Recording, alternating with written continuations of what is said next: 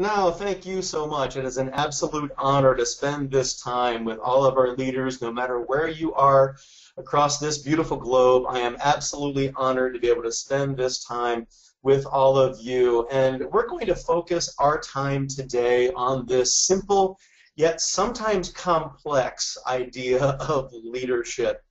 And I, for one, believe that effective leadership is not just but quite possibly the difference maker in the success of organizations. I deeply believe that. I've experienced it in the 25 plus years of my professional life, and it certainly is what led me to take some time away from my corporate pursuits and to focus on writing a book about the importance of leadership. And through that process, I have become even more deeply committed to this idea that leadership is a learnable skill. And I love this image that's there before you, this idea that the mama duck can somehow lead from behind.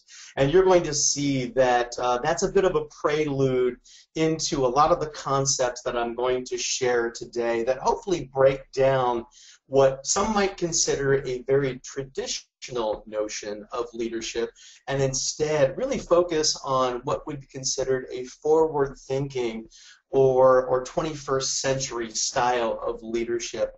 And so much of that was invested in this book, engaging the head, heart, and hands of a volunteer. And you may be thinking, if your leadership principles are focused on a volunteer, what does that have to do with leading an organization where we pay people to do their work? And I'm hoping that you'll see, much as I believe, that the principles for leading somebody who does not get paid are very similar in many, many ways to the principles that we can apply to leading people who do get paid for their work. I do recognize that volunteerism is a concept that's embraced differently in different parts of our world, and I honor that no matter where it is from which you engage. But certainly in the United States, volunteerism is a really big part of our society for a portion of our population, and there was a need for some greater guidance in leadership. And we're also going to use those words as a guide for our time together today. And you'll see the words on the right there that we're going to first focus on preparing the head and the heart first, which means it's really about what you think and how you feel that ultimately guides what your hands do and what you choose to do in your leadership life. So we're going to focus first on laying a foundation by really honing in on the head and the heart, what it is that you think and feel regarding your leadership life. And then we'll shift our focus to equipping your hands to becoming a more effective leader with everyday practices that you can put into place to really help your leadership come alive and to be able to have a positive impact on the people with whom you work. And by doing that, you set them up at a position where they can do their best work, and ultimately everybody wins. And that's really going to be the focus for our time together today. So you will see that even though we're not going to focus on volunteers today, imagine if you treated the people that work on your team, the people who work on your team, as though they were volunteers, as though they got up in the morning and they came to your workplace choosing to do that, not because they got paid or not because they had to make money to take care of their family and their life responsibilities, but because they chose to be there and because there was something that is inherent in their work and in that organization and possibly in their relationship with their leader that drew them in and compelled them to be able to give their best. And in order to get there, you really need to get your arms around this concept. It's been around since the 1960s, so about 50 years or so. Douglas McGregor was doing some work at MIT, the Massachusetts Institute of Technology, about 50 years ago, where he came up with this concept called Theory X. And Theory X suggests that there are some leaders of people who believe that people are inherently lazy. They have no desire to do good work, and in fact, they need to be coerced to do any kind of work. And there is this thought, and candidly, there are still some leaders who believe in ways similar to this. In contrast, McGregor came up with this concept of theory Y that believes that people inherently enjoy their work, that they really look forward to coming to work and being able to do their best job because it brings them a sense of fulfillment and a sense of joy by being able to know that they've made a contribution to something greater. So I offer this theory, you may be familiar with it, to really help you to self-assess where it is that you fall on this plane of believing in theory X or theory Y. And as we prepare your head and your heart first, we obviously want to guide you more toward the right side of your screen and be able to embrace that theory Y, because I believe that the people that work with you, they do somewhere in their hearts, they enjoy what they do, and there is something that's good that's driving them to be able to do their best work, and it's really just a leader's responsibility to find out what that is. And when we talk about that, we're really talking about their motivation. And I love exploring the concept of motivation with leaders, because even though it's fairly simple and straightforward, I've discovered through my many workshops and interactions that motivation has to be one of the most misunderstood concepts of any sort within the leadership ranks. People think that there are only two types of motivation, and sometimes they'll say, well, it's positive and negative, or good and bad. And in some ways, that's a broken way of thinking about motivation, because the two types of motivation that exist are intrinsic and extrinsic. And the extrinsic style of motivation is that traditional carrot and stick mentality. And it goes right along with theory X, that people don't want to do good work, and you somehow need to be able to either dangle a carrot in front of them to be able to motivate them externally, outside of them, to be able to get them to do good work. And if you can't get them to do good work, well, that's when the stick comes in to be able to proverbially somehow swat them from behind to keep them moving forward. So that's that concept of the carrot and the stick. And again, you may be familiar with that. And that really speaks to extrinsic motivation. And in contrast to that, I believe in the power of intrinsic motivation. And that is where the heart and the head are connected. It's what you feel and what you think are directly connected, and ultimately that's what drives us to be able to do the best that we can do. And leaders have responsibility to really lean on that right side, the carrot and the stick, a little bit less, and maybe even eliminate that from your repertoire completely, and instead be able to really lean much more on the heart and the head and that intrinsic motivation. It's about finding out what stirs inside the heart of the people that you work with, every person on your team, and ultimately when you do that, you're able to leverage it and be able to put them in roles where they can do their best work. They can leverage their gifts and their skills and their talents. And when you do that, you begin to realize that as a leader, it's not your job to motivate people, because they're already motivated. They show up with their own motivations, those things that stir inside their heart. Ultimately, your job as a leader is to not be a passion killer. That passion already exists. All you need to do is get out of its way and let it do great things. But in order for you to be able to do that, you have to first find out what it is.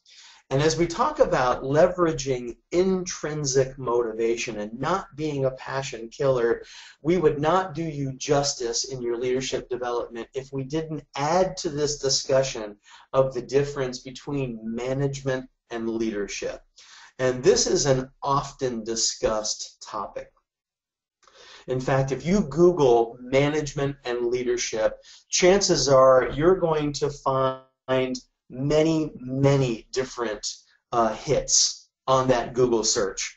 And I've discovered that there's millions of them out there. So there are a lot of people that are talking about the difference between management and leadership. And I'm one of those people because in the book I add to that discussion by suggesting that management focuses on the 4 lowercase p's. And those 4 lowercase p's are policy, procedure, process, and practice.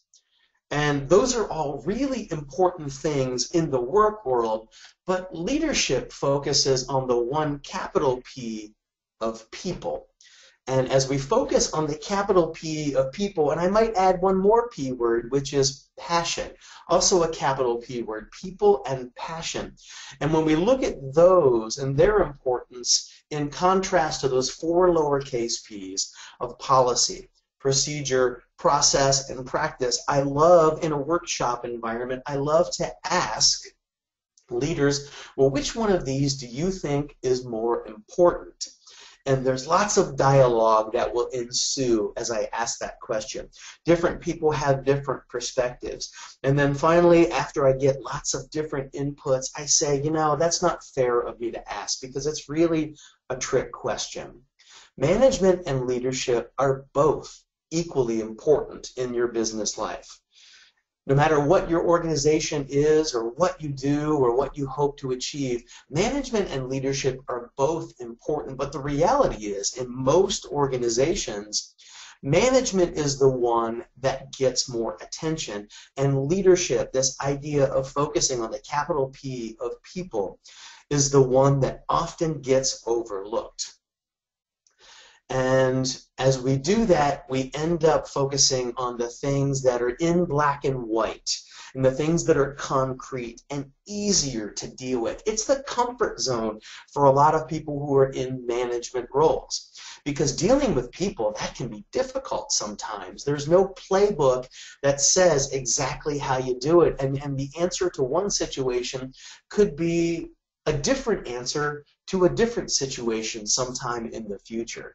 So I tend to find that leaders will stray toward the management side because it's more comfortable there and it's easier, whereas the leadership side can be more challenging, can be more difficult. And I suggest that through learning like today, that maybe you boost up your focus on leadership, the capital P of people, and you find a balance between leadership and management that ultimately leads to your greater effectiveness. But when you do that, you really need to leverage this concept that in my book I call otherliness. And I define otherliness as placing the needs, wants, and desires ahead of our own. So that's the needs, wants, and desires of other people ahead of our own. And candidly, even though this word shows up about 70 times in the book that I wrote, it's not really a word. It's more of a concept. So the dictionary does not yet define otherliness or recognize otherliness as a true word in the English language. But yet when I ask people, what does otherliness mean to you? When you hear that word, what does it make you think of? People are able to define it, even without my giving them the definition. People grasp the concept that it's not about me. As a leader, I need to take my focus off of myself. I need to get away from commanding and controlling people and just trying to accomplish what I want to accomplish, and instead place the importance in the relationship between leaders and team members more on my team members. And when I shift it away from myself and I apply otherliness, then I'm able to really get to a point where I'm able to be even more effective as a leader. So I offer these simple concepts to lay a foundation by focusing on the head and the heart first. So we discussed theory X, and theory Y, and we looked at the contrast between theory X and theory Y. Do you, as a leader, believe that people do not want to work and you need to force them to work? Or do you inherently believe that people do desire to work and they enjoy what they do, and all you need to do is not be a passion killer and just get out of their way and allow them to do the best that they can do? And in order to do that, we need to wrap our heads around these two simple yet very different concepts of motivation: intrinsic and extrinsic. And this style of leadership that I propone, it really leverages what's going on inside the heart of every individual, and it really focuses on intrinsic motivation. And as we do that, we begin to get a greater sense of the difference between management and leadership. And we recognize that they're both important.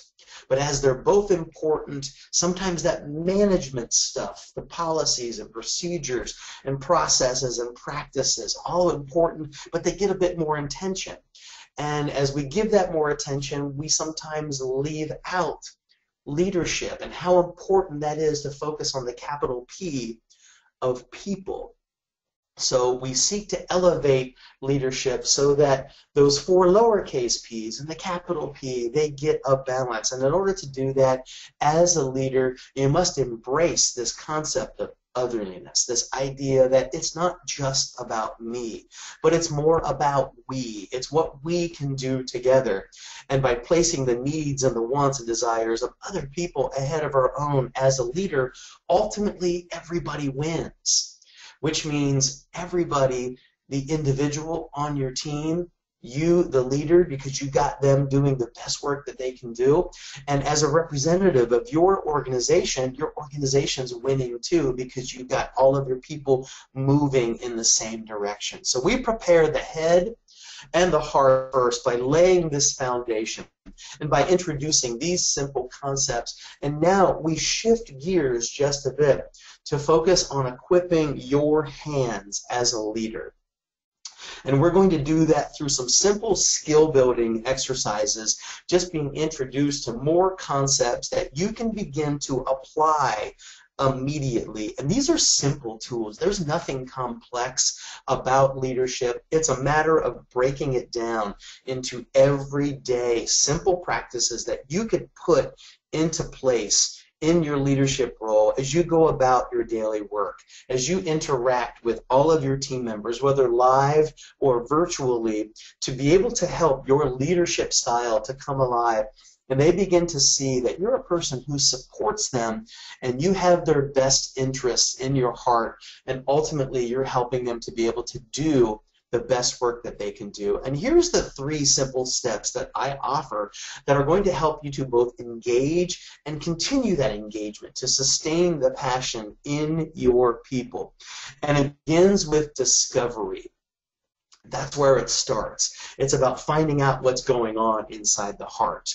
And then you move to engage, which means once you find out what's going on inside the heart of your team member, you can really work to align them with things that they do, their roles and their tasks, all their assignments and projects that feed what they're passionate about. And then as you do that, all you need to do is keep it going by sustaining that passion. You continue to do it over and over and over again. So the 3 simple skills that we're going to focus on building are asking the right kind of questions, and then taking that information that you receive and aligning what you learn about the individual, aligning them with roles and tasks that bring them meaning in their work. And then after you do that, you just continue to do this. You continue to share in meaningful conversations. You interact with them and ask more questions to be able to find out what more can I do to help you to be successful. So discovery is about asking. Engaging is about aligning, and sustaining is about sharing. And we're going to place our attention first on this first step on the far left right there, discovery, or asking the right kind of questions. And as we ask the right kind of questions, I often pose this to leaders in a workshop environment. I say there's only two different types of questions. What are they? And again, even though this is a fairly simple concept, it's amazing to me how few leaders are in tune with the importance of the difference between these two types of questions and how much of a tool they can be to help you to be an effective leader. So when we talk about two different types of questions, we're talking about closed-ended questions and we're discussing open-ended questions. And open-ended questions quite simply begin with these 6 words: who, what, when, where, why, and how. Who, what, when, where, why, and how. And quite simply define the difference, if you do not know, between a closed-ended question and an open-ended question is a closed-ended question guides the respondent, the person with whom you're talking, to just offer a simple yes or a no or a one-word answer. And an open-ended question inspires them to talk and to open up and to share more than just one word in response. And I know this is a pretty simple concept, but I also know from my 25 years of observation that even though people understand the difference, becoming skilled at using open-ended questions is not something that comes naturally to most leaders. In fact, it's a skill that you need to purposely focus on to develop. And one of the ways that you can do that is just by tuning in and listening to the way that other people ask questions. Listen to the way that you ask questions. And as you step outside of yourself and you focus on the way that other people talk, you'll really tune in and you'll recognize that a lot of questions that people ask are closed-ended in nature, and they derive simple yes or no or one-word answers. And the cool thing about open-ended questions is you, the leader, you get to ask that question and then simply be quiet and listen. And as you listen and you tune in to the responses that you get, especially from the people who are on your team, then you really begin to gain those insights that will help you to be a more effective leader and to help them to get aligned with roles that bring meaning to their work. Let me give you some examples of open-ended questions that you could use in the discovery phase. The discovery phase really focuses on the beginning of your relationship with somebody with whom you work, somebody who's on your team, somebody who reports to you. As you find out what's going on inside their heart, you can use these open-ended questions to be able to dig in a little bit deeper. So imagine asking a simple question such as, of all of your job tasks, what do you like to do the most? And imagine the answers that you could get. You'll likely get responses that describe the things that your team members enjoy doing, and maybe they'll go to the other side of that question and begin to also list the things that they do not enjoy in doing about their job. And for you as their leader to be able to be open to listening to that and to learn and to understand the things that drive them and really excite them about their work and the things that maybe they just accept or tolerate in their role and they just embrace it as part of everything that they have to do, even though it's not something that they really enjoy. Imagine the insight that you can gain. Or you could ask a question such as this. And this is a bit less of a question in the way that it's phrased, but something that's called an open-ended statement, such as describe your career goals. Now, some leaders are afraid to ask the people on their team this question because they're afraid to hear what the real answer might be, because maybe career goals are elsewhere. And that scares some leaders. But ultimately, I look at your role as a leader to be able to embrace that person for who they are and what they're doing right now. And if you hear that maybe their career goals are taking them elsewhere, It's a good thing for you to know. It's a good thing for you to keep in mind, because maybe there are opportunities to be able to help you invest in their development that can get them in that direction. And as you're investing in their development, you're building a sense of loyalty, but also you're helping them to find fulfillment in their work, the work that they're doing right now. And as they're doing that, well, then they're going to be able to do their best work in that process. So describe your career goals. Or maybe you can ask, well, what makes your work meaningful to you? And again, these are just simple but really insightful questions to ask, to be able to dig in a little bit deeper and figure out what it is that's going on inside the heart of one of your team members. Or flip that around and say, what gets in the way of you doing your best work? These are all examples of open-ended questions that become really helpful tools for you as a leader. So discovery, it begins at the beginning of your relationship. And whether you've missed that opportunity, it never should stop you from going back and beginning to ask these kind of questions. Maybe you've never bothered to gain that insight, just ask before, but you should really consider it and forge a new chapter in your relationship with your team members, because then it will give you the opportunity to be able to engage them a little bit more deeply by aligning the things that they care about and the things that they're really good at, their gifts, their skills, their experiences, with the types of roles and assignments. And this is a challenging one, because some leaders say, well, what if they tell me the things that they're passionate about are really different from the work that they do?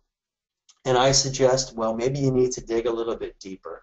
And maybe you find out what's important to that person.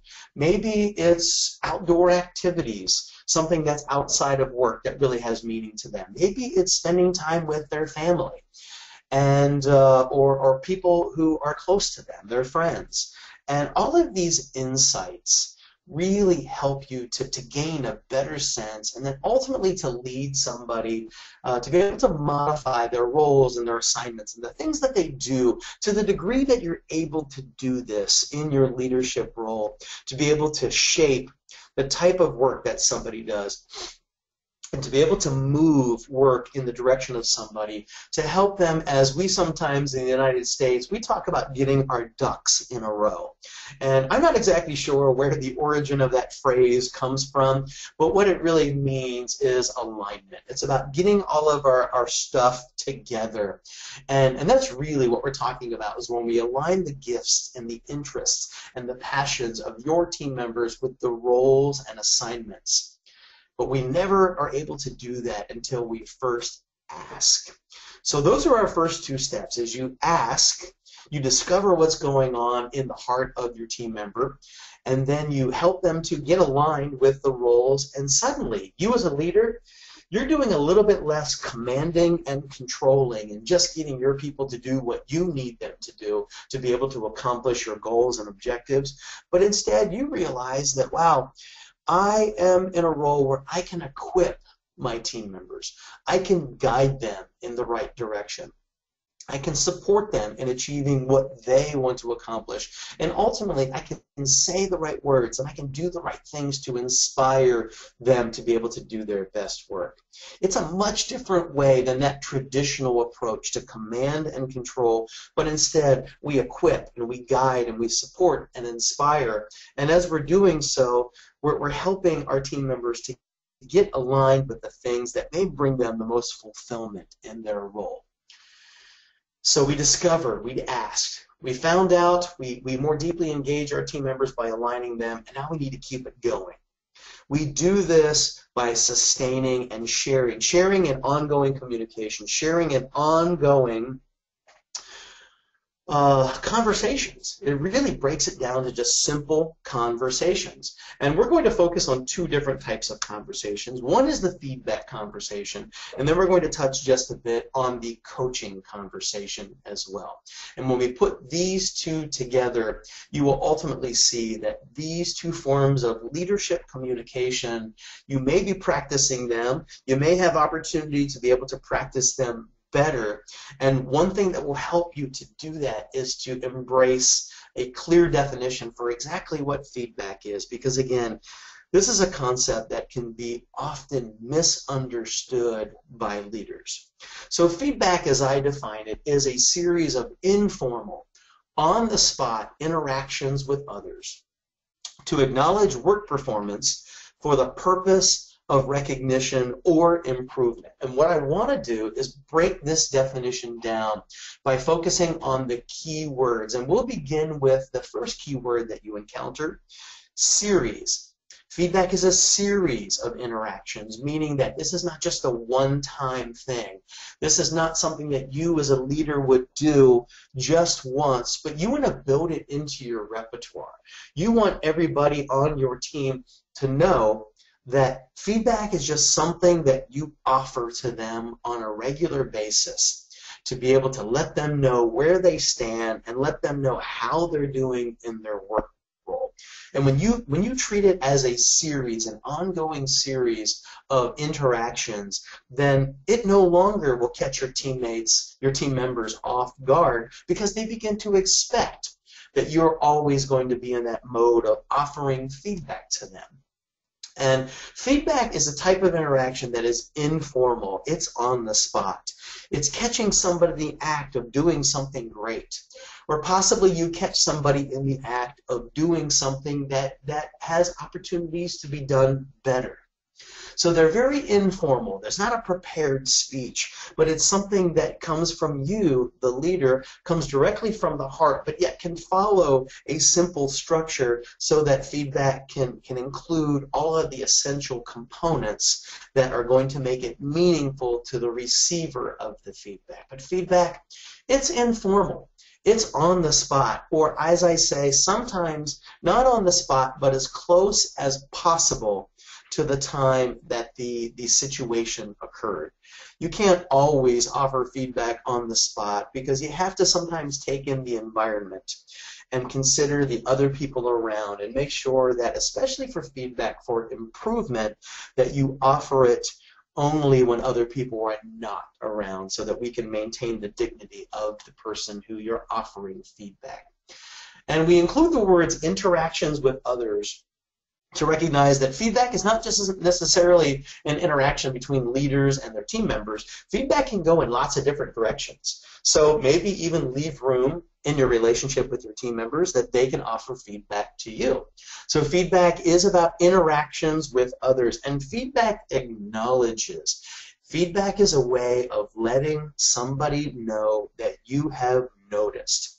And there's little that you can do that's more powerful in your day-to-day practices as a leader than letting somebody know that you have noticed something that they've done that ultimately has an impact either on their performance or your team's performance or the organization's performance.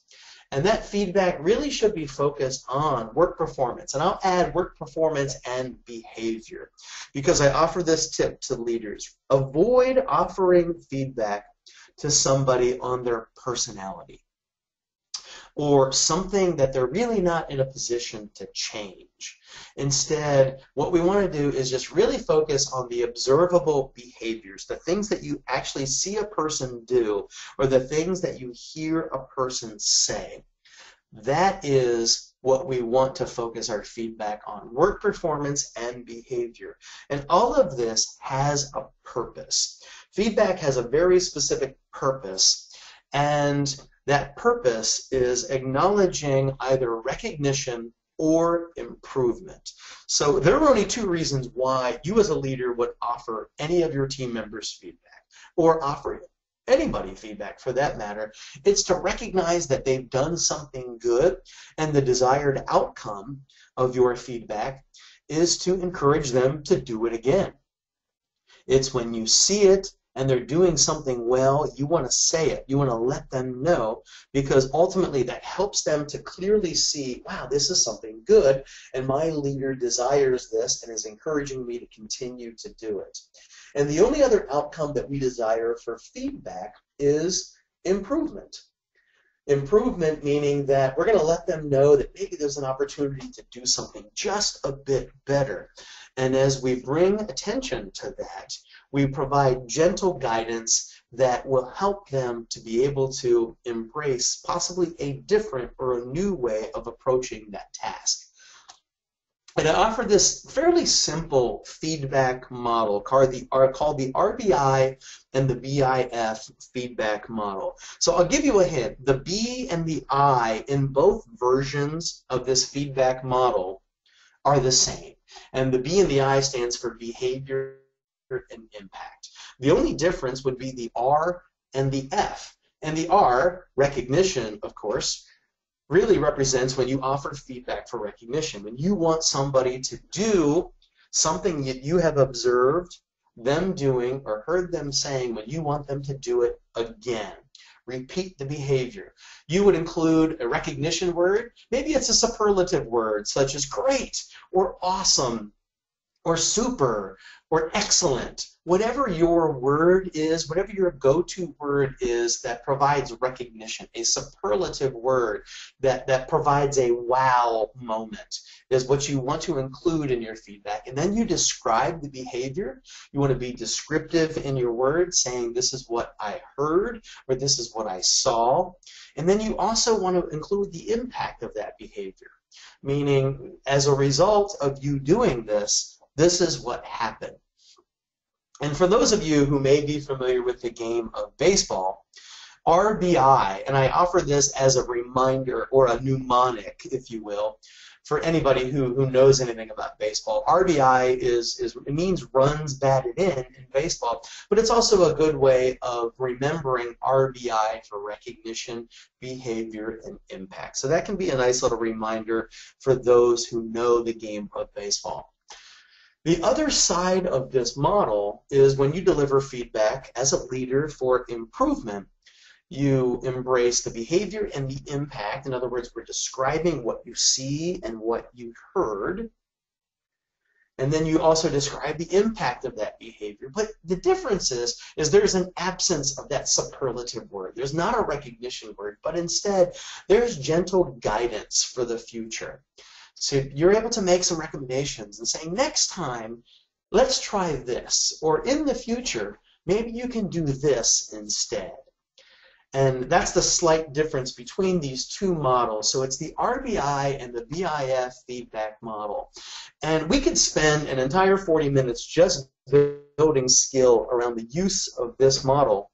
But what I encourage you to do is check out the website, and you'll see a more descriptive definition of the RBI, BIF feedback model at hhengagement.com, and then you'll see the link for leader resources. And there are a ton of free resources that are out there for you, and I strongly encourage you to check those out because I think that you'll find them very helpful to you as you continue in your leadership journey.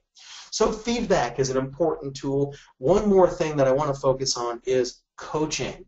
Coaching is about ongoing conversations, conducting regularly scheduled one-on-one discussions between the leader and the team member. It's you and your direct report team members that are focused on performance and focused on development. And just a few highlights right here.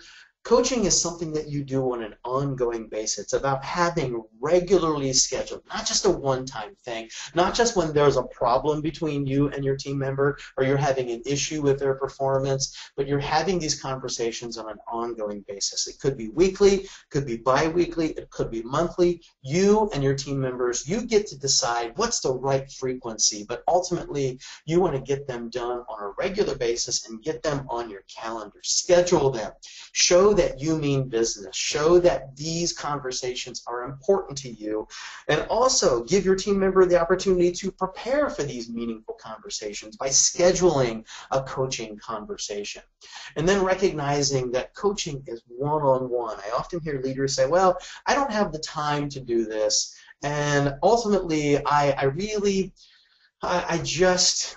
talk to my people often because we have meetings. Well, meetings are important. Meetings are wonderful, but they don't take the place of one-on-one discussions. This is also an interaction. It's you, the leader, and the team member having direct interactions and just sitting down, whether live or virtually, and having a meaningful conversation. And unlike feedback that can go in lots of different directions, coaching is a direct part of the relationship between you, the leader, and your team members. This is an essential in the relationship between the two of you. And ultimately, this is where engagement is sustained.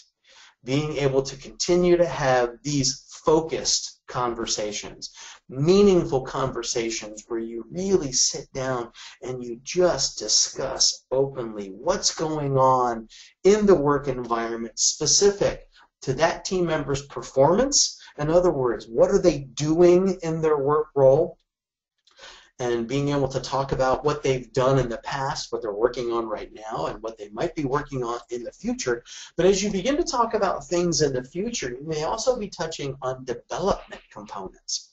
It's recognizing that your team members, they probably, if you believe in theory Y, they seek to grow in their role.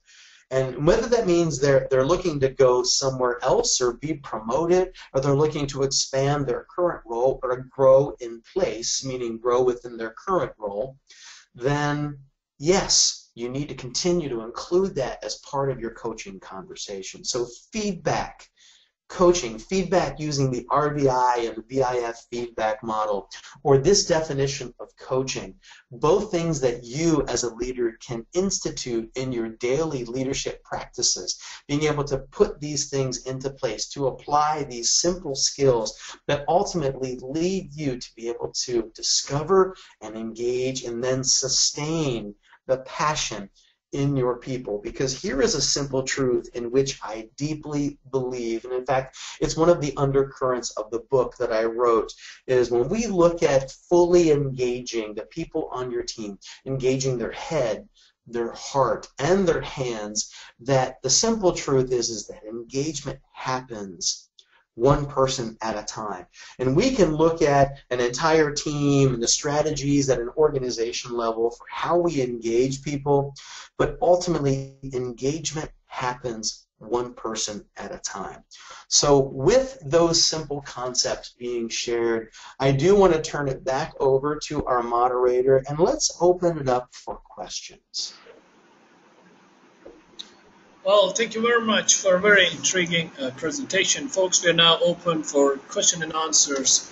So if you have any questions, you can either put it in the question box or you could raise your hand. There's a hand icon available on the console, so please click on it if you want to speak directly with the speaker. So let me go to the question box. We have a few questions already posted. First question, what gets in the way of coaching for leaders? What inhibits them from engaging in these activities with their direct report team members? Yeah, I hear that question quite a bit, from leaders. And in fact, I hear the answer to the question, shall I say, is one of the greatest pushbacks with offering feedback on an ongoing basis and coaching is it's really reflective of the state of the work world right now, 2016 in the 21st century, excuse me. And that is time. Time can be a challenge because these practices, feedback and coaching, these are proactive investments. These are things that leaders really have to actively invest in to be able to make them come alive and be part of their repertoire as a leader. And some leaders just say, I don't have the extra time to do this. Well, the way that I challenge leaders to think about that is this is a proactive step. For anybody who owns a vehicle, this is one of the analogies that I offer, is that in order to take care of a vehicle, you have to get the oil changed on a regular basis. And when you change the oil, it's a proactive measure. So anybody who owns a vehicle, they know that that's just something that you are recommended to do on an ongoing basis. And even though you don't gain immediate performance benefits by changing the oil, you still know that it's the right thing to do to be able to take care of the long-term performance of that vehicle. And it's very true with individuals too. So thinking about feedback and coaching as a proactive step, because goodness knows that when you have to be reactive to the performance issues of a team member, that can also be very time consuming. And in that situation, leaders don't get the choice on whether they get to invest the time or not. It then becomes a must.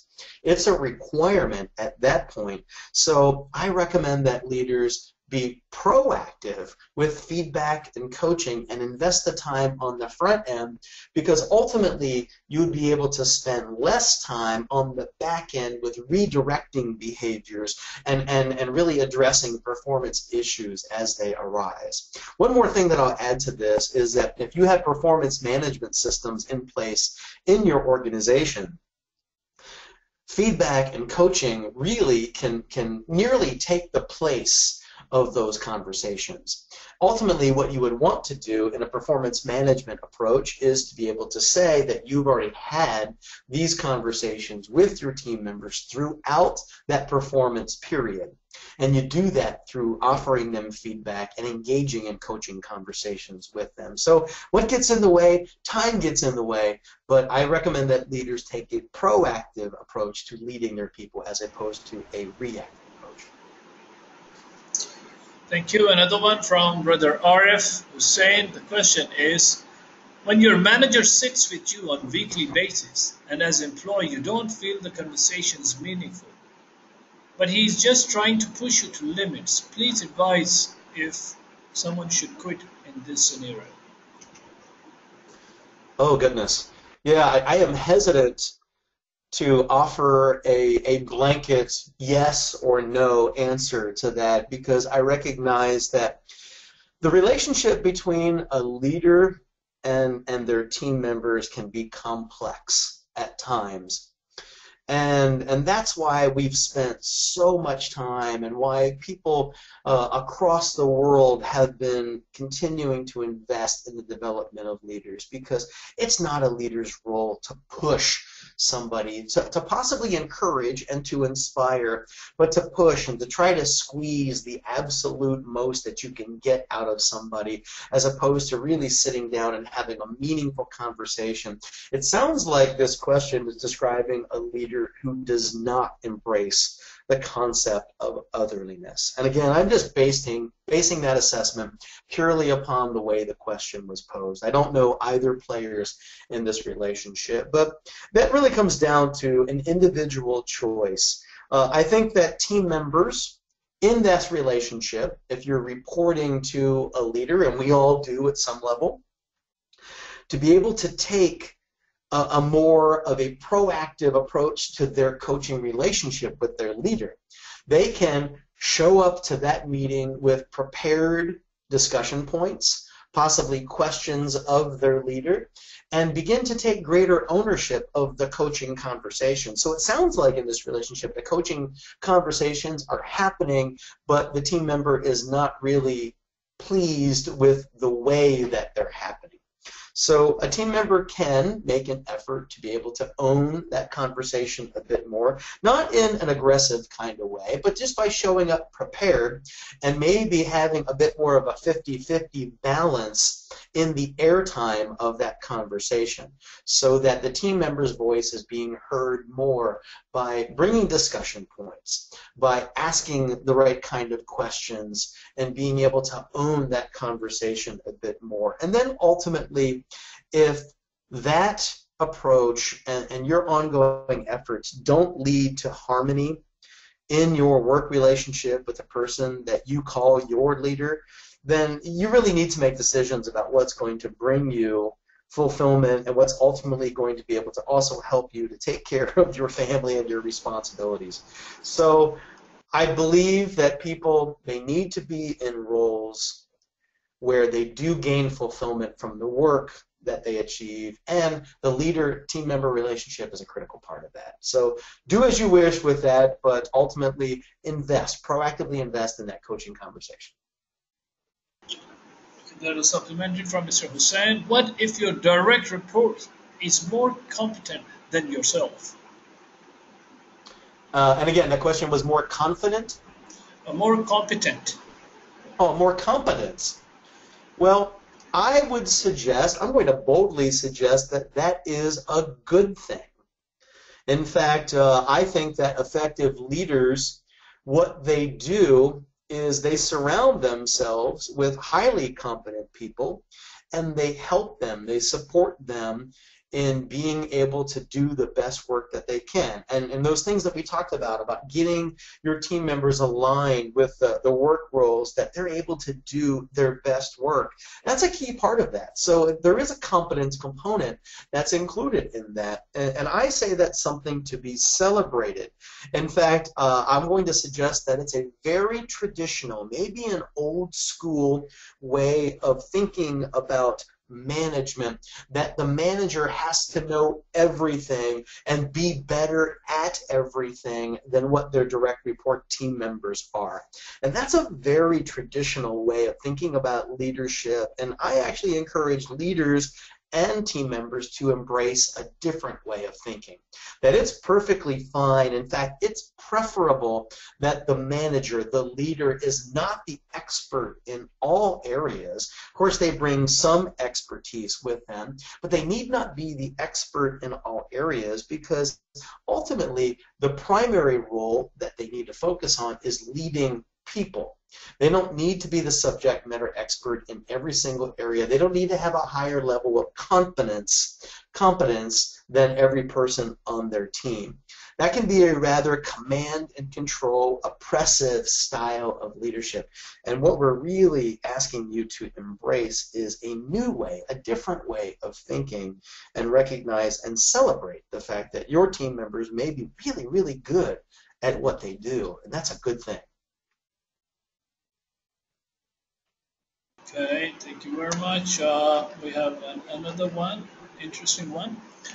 What about the effects of gossiping that normally slips through personal coaching sessions and conversations, which may harm or jeopardize relationships with other team members at the cost of a specific conversation with an individual team member? Yeah, so let's explore that concept of gossiping, and really we need to introduce the concept of confidentiality, because as we defined coaching as a one-on-one discussion, meaning the leader and the direct report team member, that in the context of that coaching conversation, they are making a bound commitment to each other to maintain confidentiality, which means that anything that's discussed in that coaching conversation, unless there's agreement that it can be further discussed outside of that relationship of those two people, that is something, everything that's discussed in a coaching conversation should be considered ritual. And what I mean by that is absolutely confidential, not to be shared outside of that conversation. So that's a critical part, and that's about building trust and maintaining trust, and it really requires a commitment for both the leader and the team member to be able to build that trust and not tear it down by betraying that trust and betraying that confidentiality. Now, that said, there's another side to this gossiping component, and what I suggest is in a coaching conversation, the leader and the team member should be focusing their conversation, just as we talked about in the definition. And in fact, if you'll allow me, I'm going to go back to this definition so that it's fresh in our minds, that we see that coaching is focused on the performance and the performance and the development of the individual team member. A coaching conversation is really, it's about the team member. And this is that team member's time. They should not be discussing anybody else. There should not be any other gossip that's going on about others. This is the time for the leader and the team member to focus directly on that team member and make sure that they've got everything that they need to be able to be effective in their work role as well as effective in their growth, their development. Those are two key parts of a coaching conversation, and candidly, it should leave little room for gossip. The leader and the team member, they build trust, by maintaining confidentiality, absolutely, and as well, they actively choose not to discuss other people within that coaching conversation. Okay, thank you very much. And we have one, take just one last question. Over the time, what happens in the coaching relationship when both the leader and the team member remains committed to sustaining it? Well, they realize, both the team member and the leader, they realize that, and I've been very fortunate in my professional roles to be able to benefit from leaders who have been committed to sustaining a coaching relationship. And I've experienced them where we had those conversations on a weekly basis, because I was also in a leadership role, and my time with my executive level leader was really, really important to me to be able to gain feedback and gain insight and hear a bit more from the executive perspective on initiatives and work that was happening, because that was really critical to my role. So what happens over time is that there is an overwhelmingly positive relationship, a relationship of mutual trust and mutual respect that comes out of the coaching relationship.